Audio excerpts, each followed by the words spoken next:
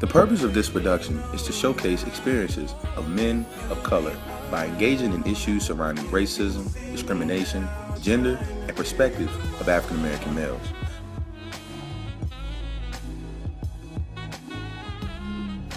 The major goal of this showcase is to provide viewers with insight on the issue of being a double minority in the profession and the importance of diversity recruitment. Participants will learn and increase their multicultural competence and how to apply information about these experiences to practice.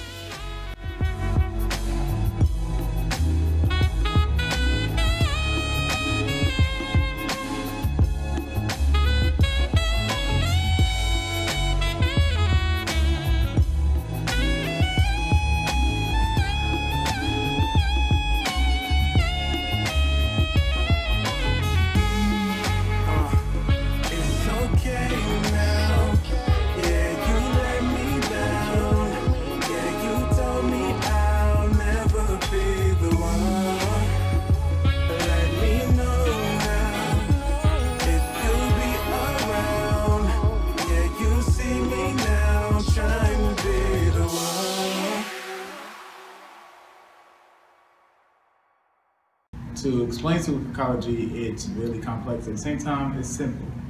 It's a field of psychology that helps children and parents within academic and behavioral issues, as well as emotional and social issues. To special education, largely testers, assessors, dealing with special ed population. And today that role still exists. But I think school psychologists do a whole lot more. Reflecting back on one of my experience or adversity that I had to go through while actually doing my practicum experience as well as my internship, it was actually being able to kind of relate to people, especially when a lot of time when you go into college, when you go into high schools, and I was in a high school setting, they automatically assume that you may not know as much as them, especially some teachers, or they feel like that you're coming from a point of judgment and that you're only going to relate to the students that are heavily, the majority in the DC area are minority. And so they're thinking it's going to be some type of favoritism, and it's just actually making sure that you're building that bridge and that collaboration with them to know that you're not there to judge them, but you're actually there to provide support.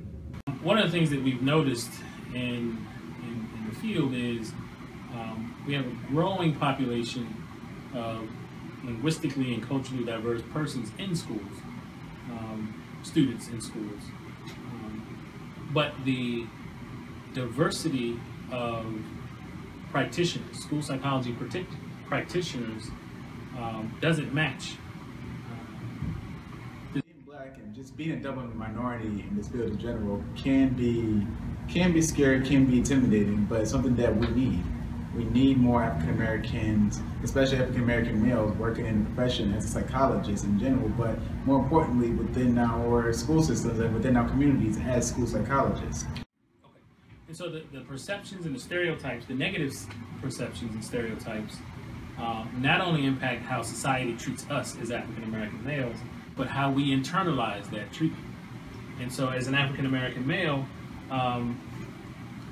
to know that a teacher has less expectations of me, or is excited when I do something that I feel everyone else is doing, or to know that I must perform above and beyond what everyone else is doing in order to get some recognition from a teacher or someone else, that gets internalized. And the question then becomes, what do I do with it?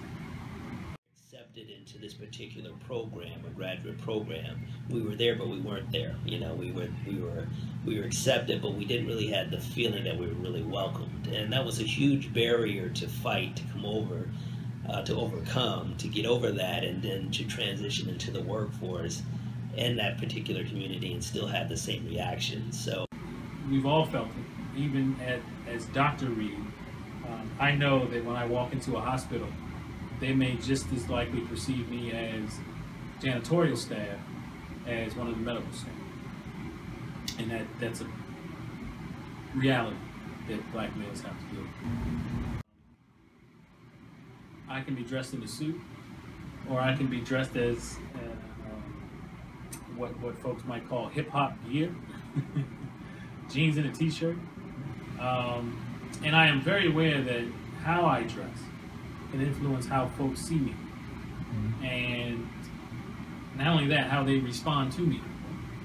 And it's never lost on me that in a business, as I enter a business establishment, regardless of how I present myself, whether I'm well-spoken, whether I'm well-mannered, whether I have a smile and a pleasant demeanor, how I am dressed and my skin color is the most salient feature.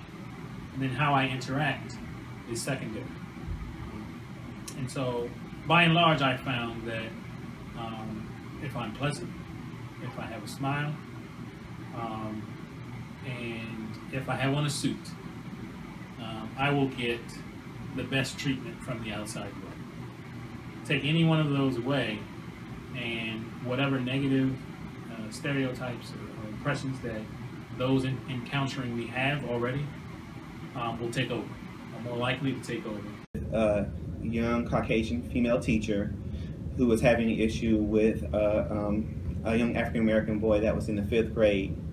And when I came into the classroom to observe, just to observe his actions, she automatically assumed that I was there to basically monitor her, observe how she interacted with him. And she was very abrasive and really didn't want me in her classroom. However, by the end of actually that period, I was actually able to sit down with her and explain that my intended purpose was not there to judge her or assess her skills, but I just wanted to see the interaction of how the student behaved in the natural setting, which is the classroom setting, and also to provide my assistance to her. And once that was kind of relayed to her, and she finally got the understanding that I actually came there as an ally and not an enemy, she became more relaxed and more open to me actually doing push-ins inside her classroom to better assist her in actually how to knock down some of the negative behaviors that the student had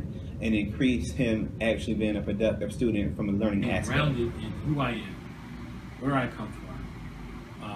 And I think as long as you can be true to yourself, as long as you can be true to who you are as a black man. And so the first thing that you have to do is understand what it means to be a black man. Who am I as a black man? And once you understand that, then the task is to stay true to that, no matter what you achieve or what you don't achieve. Because at the end of the day, if I fail at a task, it's just an opportunity to try again. It doesn't mean I'm not a black man, because I understand myself as a black man. And if I achieve a certain height, if I achieve a PhD, if I achieve a national recognition, if I achieve a certain salary, it still doesn't change that I'm a black man. So I think understanding yourself as a black man, what that means, and remaining true to that, is the best coping advice that I can give to any of my young brothers.